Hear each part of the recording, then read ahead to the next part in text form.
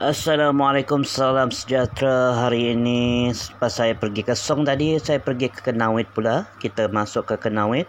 Kita sama-sama melihat apa yang istimewa, apa yang ada di Kenawit.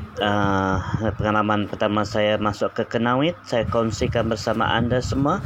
Minta maaf video ni agak tidak berapa baik kerana saya menggunakan kamera yang kedua, yang telefon yang kedua lah. Jadi kamera yang pertama dia dah full. Saya tak sempat nak delete, nak buat tak sempat nak buat konten dengan cepat kerana kita kesuntukan masa, kita mengejar masa. Jadi saya menggunakan telefon biasa saja. Kerana itulah dia videonya agak goyang. Jadi mohon maaf kepada anda semua kerana video yang tak berapa elok, tidak berapa baik, tak berapa bagus kerana kita menggunakan telefon sahaja. Okey. Jadi inilah pasal Kenawit. Kita sama-sama lihat apa yang istimewa, apa yang menarik di daerah Kenawit ini. Okey, bagi yang belum subscribe, like dan komen channel Combat Biak Polo, jangan lupa sokong channel saya. Terima kasih. Untuk pengetahuan semua, nama Kenawit ni asalnya dari kaum minoriti Kenawit yang mempunyai kaitan dengan kaum Iban dan pada zaman dahulunya tinggal di kawasan ini. Ditubuhkan pada tahun 1949, terletak di kedai nombor 50 Pekan Kenawit yang mana lebih dikenali sebagai bilik tukang kambuh blacksmith dan dinamakan Kenawit Si Dayak Local Authority. Merupakan kumpulan yang gagah dan berani. Kaum ini tidak wujud lagi pada masa ini kerana telah diserap ke dalam suku kaum Iban. Tempat persinggahan pengguna laluan air sebelum perjalanan ke pedalaman Sarawak pada masa dahulu. Dan kini dahulu Kenawit, kita nak pergi Kenawit, kita menggunakan jalan Sungai Rajang dan Sungai Kenawit yang menghubungkan Sibu ke Kenawit. Kita menggunakan bot ataupun longboat dan ekspres. Itu adalah pengangkutan utama penduduk Kenawit pada masa dahulu. Tapi kini penduduk kita boleh pergi ke Kenawit dengan naiki kenderaan kita masing-masing. Okey. Kenawit ini terletak di persimpangan dua sungai, Sungai Rajang dan Sungai Kenawit. Pada tahun 1950, pejabat majlis berpindah ke bangunan klinik Kenawit di mana terdirinya markas serbaguna sekarang. Pada tahun 1957, majlis mendapat nama Majlis Daerah Kenawit di bawah Seksyen 6 dan 7 Ordinan Pilihan Raya Negeri. Pada 5 hari bulan Oktober 1967, pejabat majlis daerah berpindah semula ke tempat sekarang, iaitu di Jalan Kubu bertentangan Kubu Emma selepas bangunan yang siap dibina. Pada mulanya pengurusi majlis dilantik oleh kerajaan negeri atau wakil rakyat melalui pilihan raya negeri sejak tahun 1980. Pegawai daerah dilantik secara automatik untuk menjawat jawatan pengurusi majlis dan seusaha majlis sebagai ketua jabatan organisasi. Okey. Pengangkutan utama ke Kenawit pada masa dahulu menggunakan bot ataupun ekspres. Jadi kalau kita nak pergi ke Kenawit, mengambil lebih kurang 45 minit untuk datang ke Kenawit melalui Sibu. Okey. Dan etnik yang mendiami Kenawit ni ada Iban, ada Cina, ada Melayu dan ada Melanau. Selain dikenali sebagai etnik Kenawit, ianya juga mempunyai beberapa nama lain, iaitu Melanau Kenawit, Rejang Melanau atau Kenawit Rejang atau Dayak Kenawit. Di kalangan masyarakat Iban pula, etnik ini digelar orang Rajang kerana penempatan mereka di pendalaman Sungai Rajang atau secara lebih khusus di Kampung Bedil Kenawit, iaitu kira-kira 10 minit perjalanan dari Pekan Kenawit sekarang. Jumlah populasi mereka pula kira-kira 300 orang sahaja di Sarawak. Menurut satu laporan menyatakan bahawa keberadaan etnik Kenawit di Kenawit mula diketahui dunia di luar ketika Brooke dan orang Inggeris yang lain mula mengeksplorasi dunia pendalaman Sarawak melalui ekspedisi yang dijalankan oleh mereka. Edward and Stephen 1971 dan 1903 turut dikatakan bahawa etnik ini juga merupakan antara kaum terawal yang berhijrah di Kanawit, dan kerana mereka lebih dominan berbanding etnik lain seperti Iban pada masa itu, maka nama daerah Kanawit diambil bersempena dengan nama mereka. Namun di dalam laporan itu turut menyatakan bahawa etnik Kanawit walau antara penduduk terawal di Kanawit, tetapi masih tidak diketahui di mana sebelumnya mereka berasal.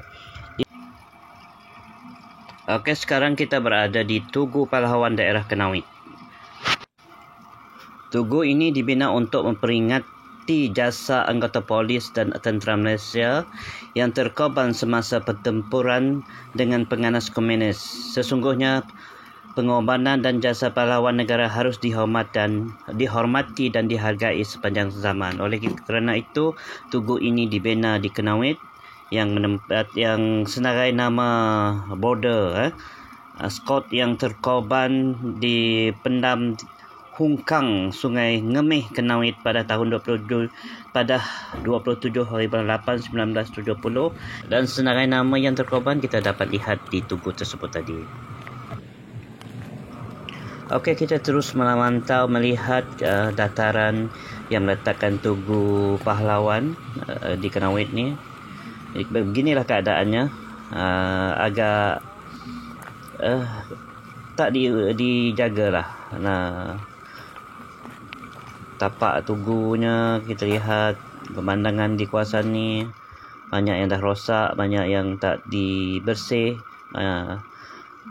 Kita lihat di sini dia punya dah rosak teruk dah. Kita lihat Sungai Rajang. Oh, macam pagi ya. Dan sebelahnya saja, sebelah Tugu Pahlawan ini terletaknya Kubu Emma jugalah. Kubu Emma pun terletak di berdekatan. Jadi kita terus meninjau tu Kubu Emma yang warna putih tu. Di sebelah kiri adalah Kubu Emma. Nanti kita akan singgah, kita akan menerusi perjalanan kita hari ini untuk menjelajah Kanawit. Kita berada di tebingan Sungai Rajang Kanawit, dan kita dapat melihat kecantikan, keunikan esplanade Kanawit yang telah dibina oleh kerajaan pada masa kini. Dan saya dapati dia masih dalam pembinaan, dalam kerja-kerja menghaluskannya lagi. Dah siap dibina, tapi kerja-kerja kecil lah, kita belum siap sepenuhnya, belum ada elektrik dan sebagainya, dan mereka masih pekerja-kerja masih menjalani kerja-kerja yang halus lagi di atas esplanade ni. Sungguh cantik. Esplanade ni bertingkat. Kita dapat lihat esplanade ini sungguh unik dah, dan sungguh cantik dengan reka bentuknya, dengan lambang etnik Ibannya, ukirannya sungguh cantik, sungguh menawan. Jadi kita berada di tebingan Sungai Kanawit. Kita berhenti, kita akan melihat esplanade yang lebih dekat, dan kita berada di Tepekong Kanawit. Kita berhenti di depan Tepekong Kanawit. Dan kita dapat melihat dari jarak ini begitu gahnya, begitu cantiknya esplanade Kanawit. Di bawahnya kan, di bawahnya kita boleh meletak kenderaan kita, parking. Di atasnya kita boleh beriadah, bersantai bersama keluarga, berjalan, dan menariklah untuk kita petang pagi ke untuk melihat keadaan Sungai Rajang di esplanade Kanawit ni. Kita boleh berada di tempat yang atas esplanade ni, sungguh indah lah. Kita sama-sama lihat keadaan di atas esplanade Kanawit.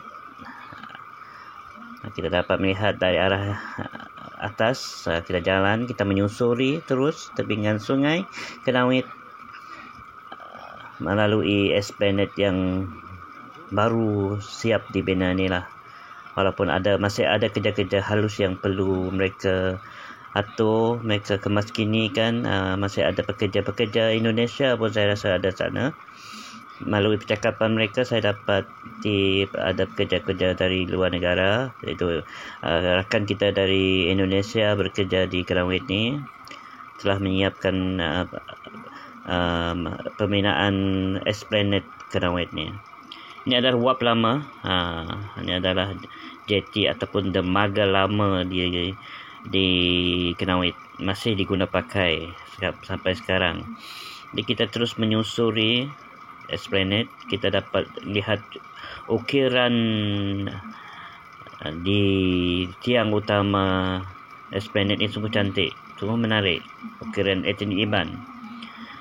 Inilah keadaannya dari atas. Kita dapat melihat jeti lama ni, wap lama, dermaga saksi.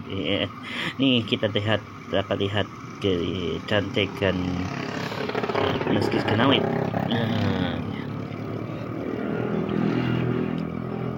Sungguh indahlah, sungguh cantik. Pertama kali saya melihat Esplanade yang bertingkat begini.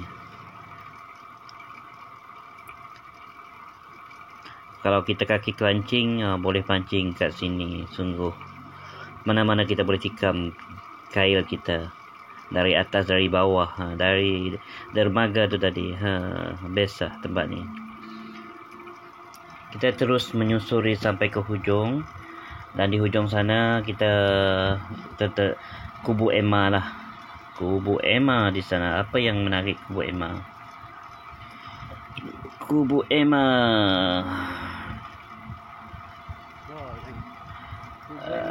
Untuk pengetahuan semua, Kubu Emma ini telah dibina pada tahun 1851 sebagai langkah keselamatan dan kestabilan politik.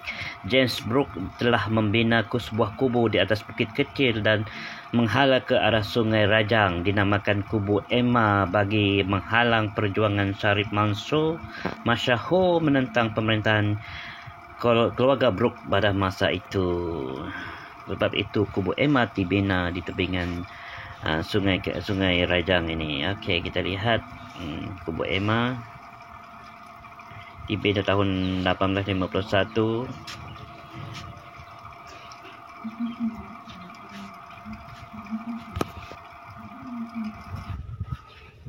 Okey, itu sedikit kajian ataupun maklumat yang saya ambil dari Google, dari bacaan dari bahan-bahan Google, dari YouTube dan FB. Saya cantumkan menjadi satu video untuk pengetahuan semua.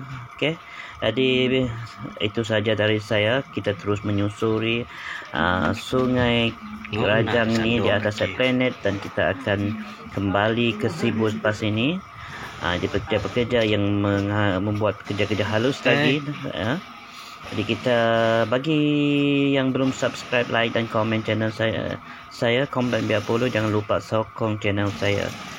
Minta maaf kalau cakapan saya kurang lancar. Kita baru-baru nak belajar.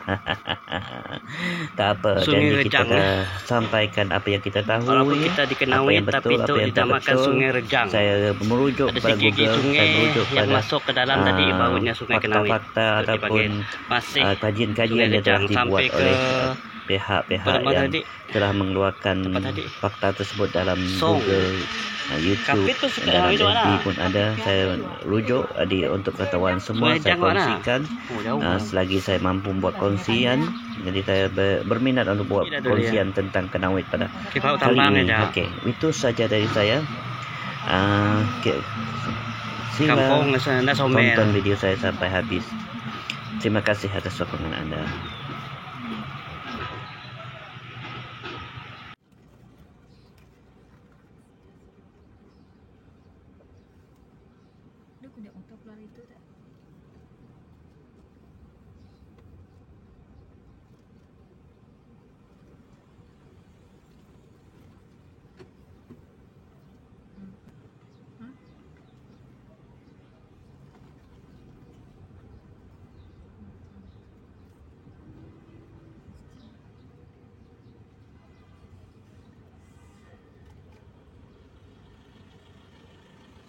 Mati ke?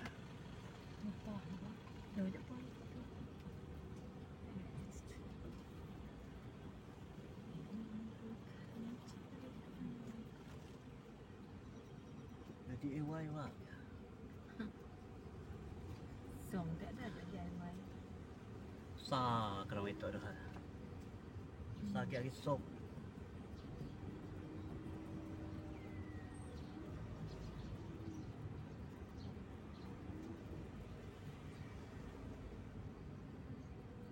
Ni jalan teratang. Teratang. Tu lewat siapanya. Duduk di sini.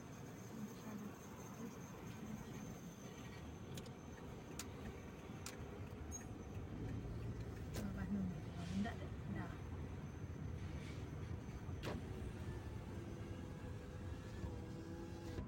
Kita sih pakai jalan ni. Kena tak masuk. Kena menghalau pelatuk sini. Ya, betul lah. Oh. Nanti saya dah. Anu nak? Tak ada juga. Tak ada juga. Dia air jauh ya. Cukup kita nak. Cukup eh?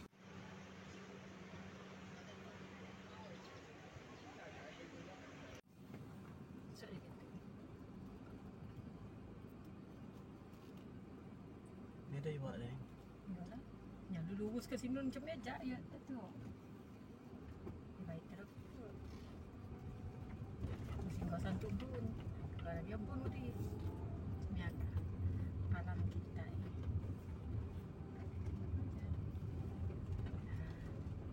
Siap-siap.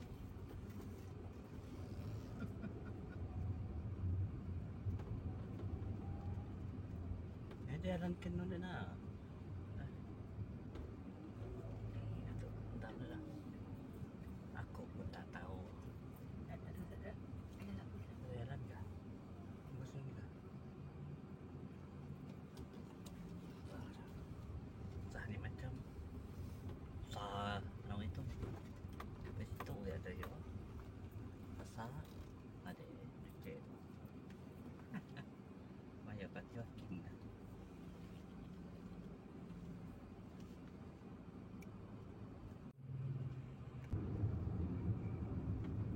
Family dia beli gede itu. Sah nawin. Sah lagi nak yotek song tu. Oh, sakit sok saya.